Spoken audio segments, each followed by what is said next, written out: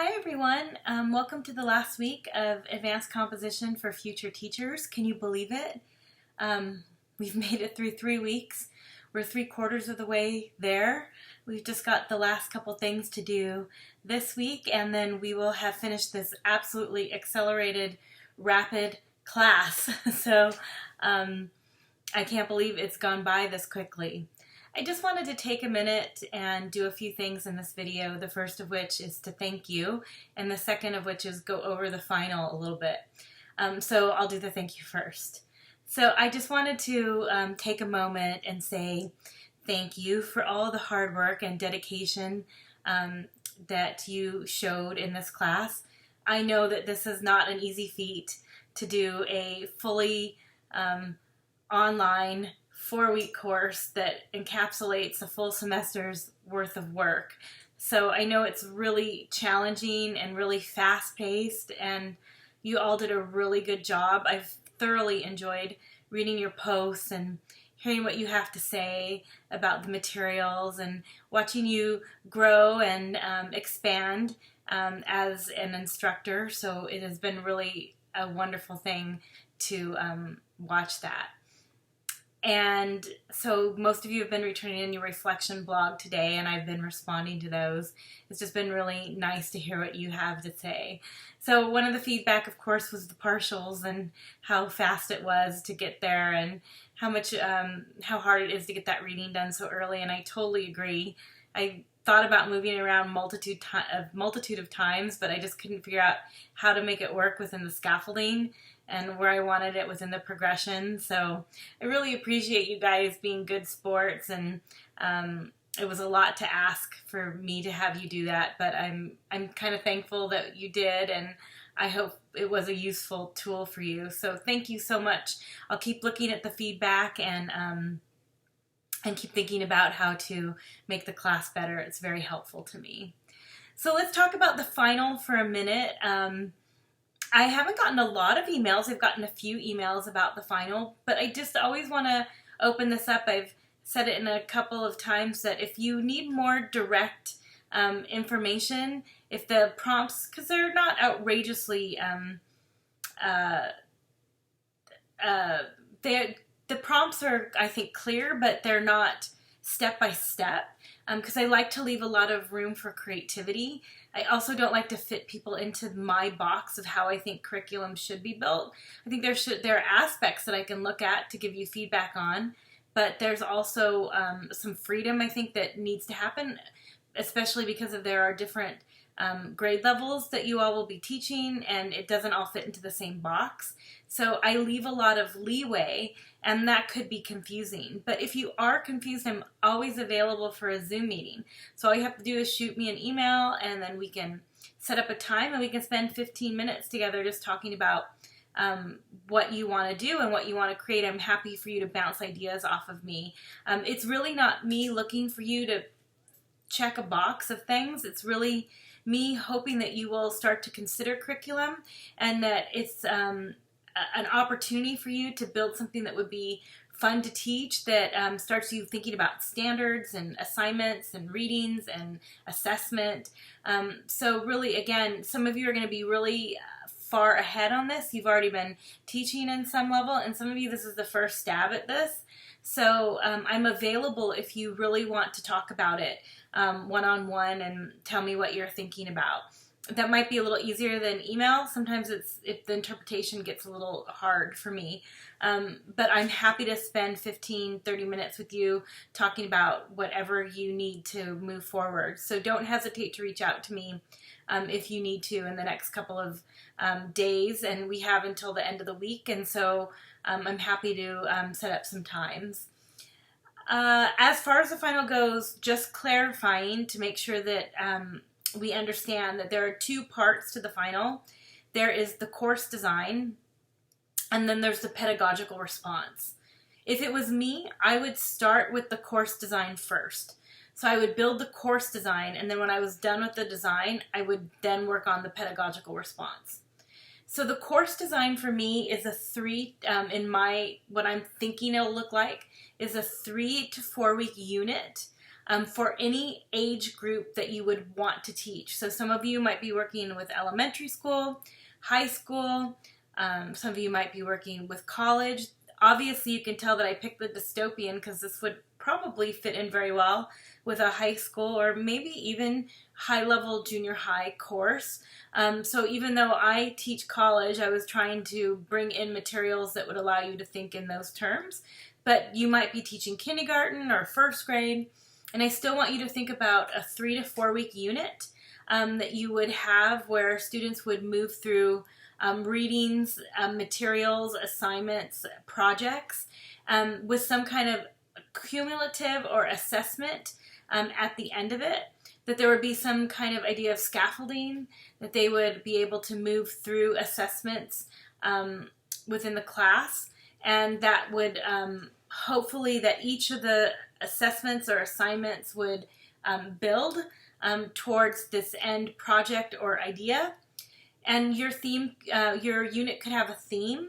So it could have, you could use a dystopian theme. Or if I was talking with one student in my class last semester, and they were going to be teaching, I think it was 4th grade, and they were talking about working with a science unit and then using the readings and the writings within science. So kind of looking at a multidisciplinary approach to a unit.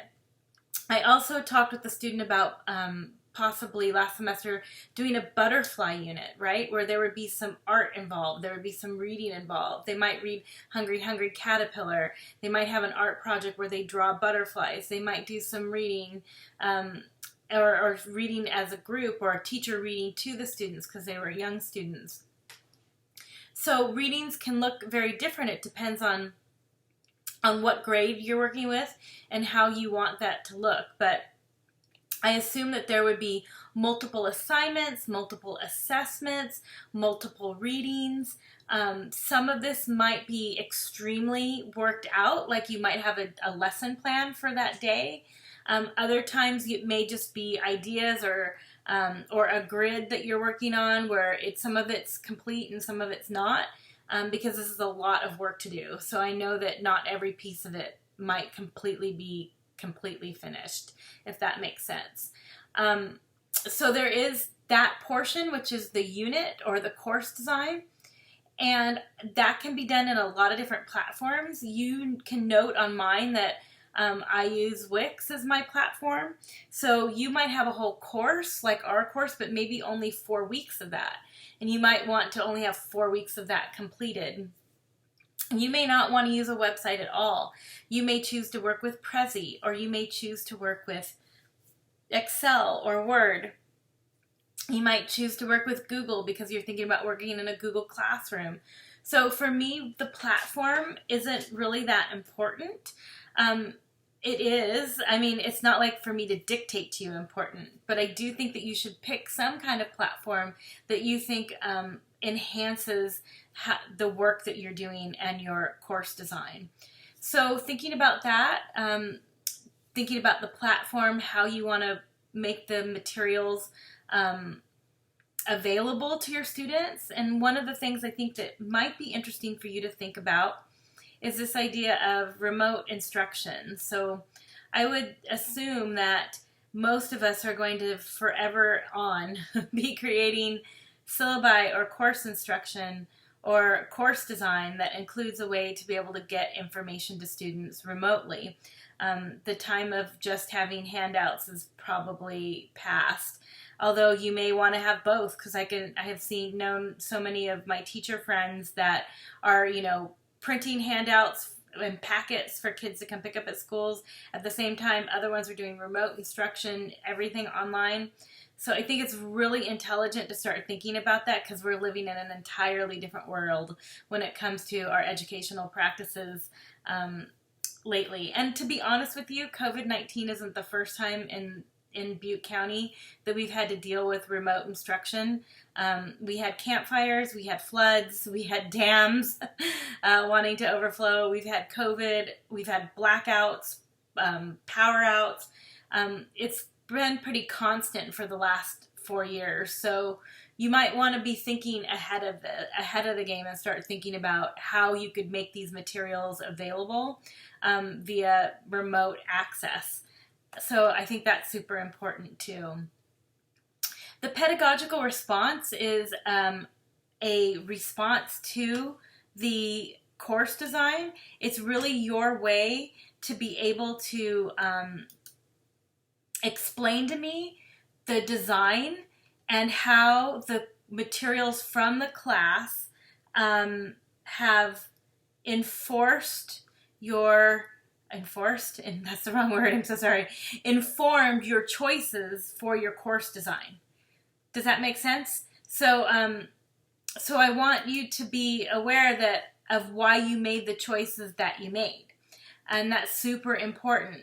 And you should be able to explain that in about a 2-page pedagogical response.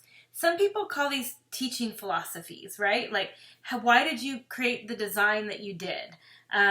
It's really important that you can explain why you put that assignment there and what theory or what pedagogy informs that design, right? I think it's really important to think about as an instructor, that it's not just things you threw together, but there was a reasoning why you created that design. So for example, if you're going to be teaching 9th grade and you're going to be having them do a research paper and you're going to be having a peer review, right? You would want to be able to have pedagogy that supports your idea of why that peer review is in there. I think it's really important that there's steps that explain why you're doing the things that you're doing within your material. I think this really helps also if you're going on a job interview. And in my mind, part of this assignment is for you to have something in your back pocket if you are going to a job interview. If you're going to an interview, you might want to be able to say, hey, I've designed this unit for 1st grade. Here's my pedagogy that supports the ideas, right? So I think it's really important to be thinking along those terms and thinking about professionalizing yourself at this point. I think that will be really helpful for you when you go into the job market. The pedagogical response is anywhere from 2 to 4 pages, and it would be in MLA or APA format, and it would include a works cited page, and it's in, narrative paragraph style, which is very different from the actual unit plan, which could be on a website or be in a Prezi or be in an Excel spreadsheet. It could be in a lot of different ways. So they're 2 different things. When you go to turn them in, you're going to turn them in onto Blackboard. There is an assignment, and you can just, probably the easiest thing is if it's a website, put the link into your pedagogical response. I think I have made it available for you to put multiple files in, so you should be able to upload multiple things if you want to do it that way. And if you run into any trouble, all you have to do is contact me.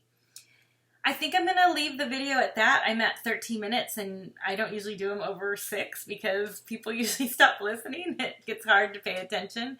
Hopefully you got through this one. Again, if you need help, please let me know. And one last thing before I leave. The SETs are out for this class. That's the Student Evaluation of Teaching.